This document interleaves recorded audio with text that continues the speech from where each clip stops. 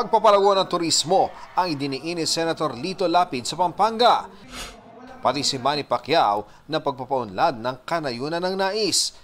Si Tito Soto, pagsasabatas ng 14th month pay ang isinusulong.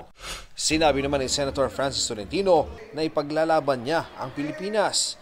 Pag-standardize ng sweldo ng mga barangay tanod ang gusto ni Congressman Erwin Tulfo. Nagpasalamat naman si Congresswoman Camille Villar sa suporta ng mga Kapampangan.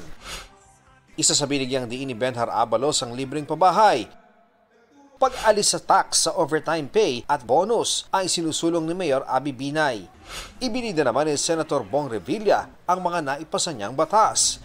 Matibay na ugnayan ng national at local government ang idiniin ni Senator Pia Cayetano. Sa Cainta Rizal, nangampanya sina Congressman Rodante Marcoleta, Jimmy Bondoc at Philip Salvador. Senator Bongo, sinusulong ang pinalawak na PhilHealth benefits.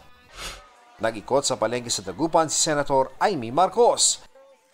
Cash gift sa mga mag-asawang aabot sa 50th anniversary nais ni Sunny Matula.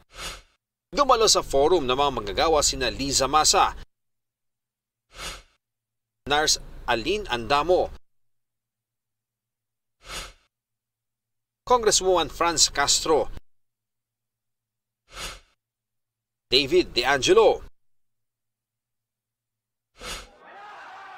at Attorney Luke Espiritu. Nag-motorcade sa Pampanga si Kiko Pangilinan. Land reform ang binigyang diin ni Danilo Ramos. 1,200 pesos na daily living wage ang isinusulong ni Jerome Adonis.